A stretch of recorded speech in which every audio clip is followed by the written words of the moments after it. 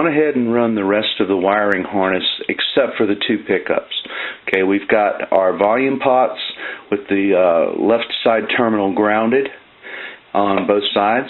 Then we've got the input tapped with a wire that runs to the tone controls. You can see the pink wire right here. And then the tone controls have a small .022 tantalum capacitor to ground. So there's your tone circuits for both bridge and neck volume. There's your three-way, the output of which is routed and wired to this insulated coax for the output jack. So in the interest of keeping this wiring harness professional, tight, and intact, I'm going to take a piece of guitar cable, scrap guitar cable about a foot long, and I'm going to wire the input from the pickup coming back along here and running out towards the pickups. And then I'm going to do the same thing for the neck one and run a piece of coax cable out about 6 inches here. So after I do that, I'll tighten up all the tie wraps, and we should have a completed wiring harness. I've gone ahead and run two insulated grounded coaxial signal cables. One goes to the input on the bridge volume pickup. The other one goes to the neck volume input, and that's from this one. Okay. Then I snug down the tie wraps in place. Maybe added a few extras in some strategic areas, and we're done. So we've got the output jack, we've got the two inputs from each pickup, and then I will have to attach the ground wire coming from the bridge stud to the center post right here on the switch, which is right where it comes in from the body. And we're done. And all you do is just simply remove it. There we go. Get rid of the box, and there you go. You've got a very flexible, yet rigid, firm, and solid wiring harness. Isn't that a thing of beauty? We've got the two wires coming out of the body from the pickups. The red one is obviously marked as the neck pickup, and the other one's marked as the bridge. And then we have one ground wire. This ground wire is going to need to be attached to the ground wire on the switch, which is, as you can see, is really the first closest component and probably the easiest one to solder a ground to. And then we're just going to install all these and put this nice wiring harness in this guitar. Here's my wiring harness with my output jack, and I've gone ahead and connected the ground wire to the circuit. And then I've got my two pickup inputs here, and then there are the two pickup leads there. So I'm just going to connect the pickups to these two wires, and then we'll start the physical installation of that. So now I've connected both pickups to the spliced leads that I left on the harness originally, as well as the ground coming from the bridge. So now we've got our wires completely connected to the harness. The output jack's here. This is a great time to go ahead and check to make sure everything's wired properly. So we've got an amplifier right here that's working, and let's set this should be the bridge pickup, bridge volume,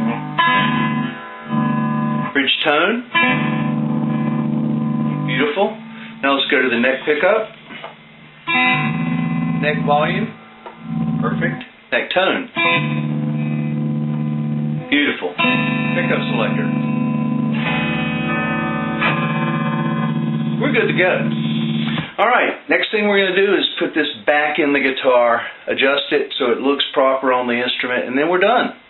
We're going to have to use some nuts to set the depth stop because these shafts are way thicker and longer, deeper than the top is. So we've measured out the thickness of the top plus the thickness of the washer that goes on top, and we've set a depth of 3/8 of an inch. Okay?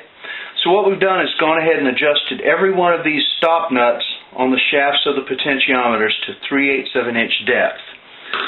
Then what we're going to do is use a little bit of super glue, and we're going to use this as a thread lock. Okay? So just put a drop on either side of the screws. And what that does is prevents this bottom nut from shifting. Plus you've got a blob of super glue on both sides of the top of this nut. And we want to put a bushing to help spread out the attachment force underneath the bridge. So we've got these thick star washers that go right on top. These actually will seat on top of the super glue and lock in. So you're actually gluing these to the tops of the set depth nuts. The reason you do this is because when we start feeding this into the cavity of the guitar, these are going to get twisted around and the star washers can pop off while inside the guitar. So what we're going to do is put another drop of super glue on either side here, and then we're going to let this dry. And what this should do is keep this washer securely on top of this bottom nut in a firm set height predetermined by measuring, and then the shafts will stick up the perfect amount off the top of the guitar so that we can put our nuts on them, and the knobs will still sit as close to the top of the guitar as possible. So we're going to let this super glue on the nuts and the washers go ahead and dry first. Put some protective painter's masking tape on this front edge right here, just so when we put these components in they don't scratch or chip the edge of the finish. Now we've got our piece of wire with the rubber bands at both ends. Okay, what we're going to do is, since this is the neck tone control hole, which is the furthest away, the rest of these you can basically reach by reaching through the F-hole with a finger. This one you can't. Plus, if we pull that one into position, the rest of these should line up perfectly as well. So what we're going to do is we're going to make a loop with the rubber band like this, and we're going to loop it through the slot, you know, because these are slotted shaft pots. And then we're going to tighten it up. And what we should have is a fairly secure way to pull this straight on through and really just take it with no bit of problem whatsoever.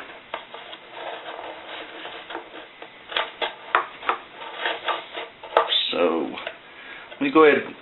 You want to make sure you pull this rubber band tight, but you don't want to mess it up, and they're fairly fragile. Oop, that one just broke. Okay.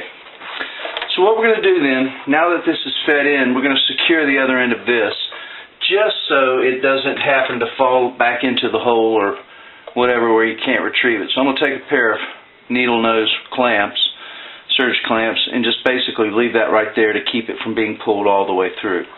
Alright, let's start feeding this in, and we'll feed the output jack in first, and then kind of feed it along in, and then we'll start with the bridge volume control, bridge tone control,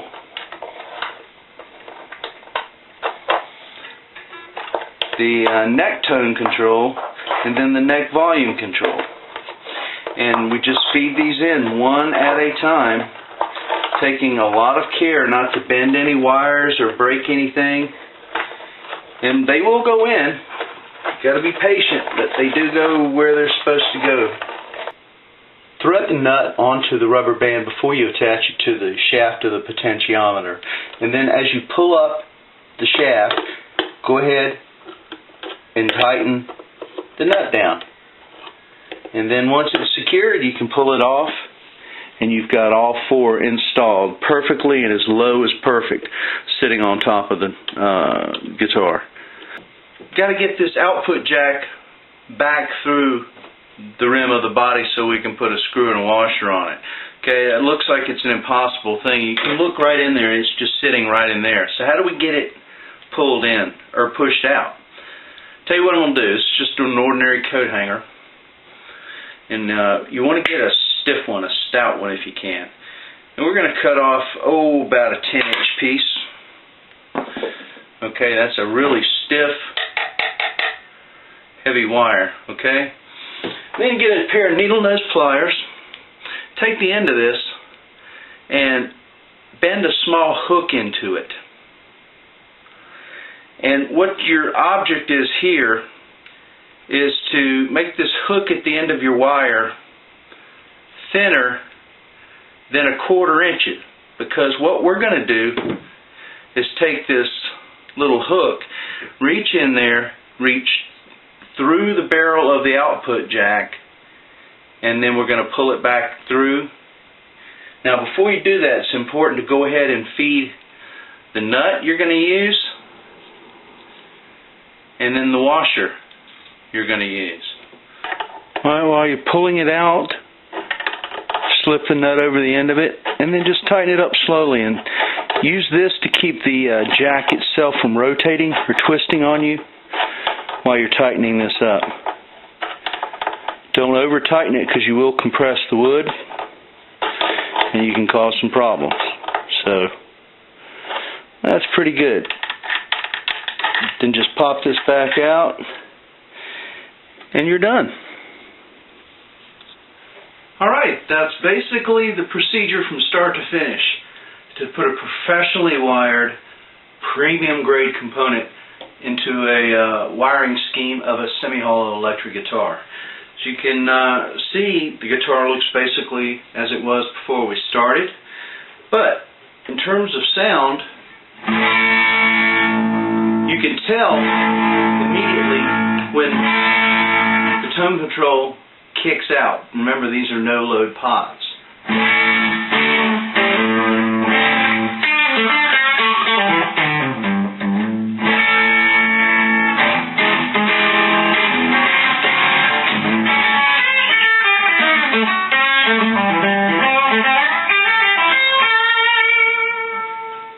It's a beautiful thing. Didn't take a lot of fancy tools. Remember, we used rubber bands and a piece of wire, and we used a little bit of coat hanger, and we used a little bit of super glue. Other than the premium pots that we bought, everything else basically was just using our intuition and the supplies and things that we had on hand in our shops. So this guitar is done, ready to go. Hopefully yours is too. If you have any questions, things like that, please feel free to give me a shout. Write me at willkelly@nc.rr.com, or you can just find me at the Shop of Hard Knocks in Vintage Guitar Magazine every month. Thanks, guys. See you soon.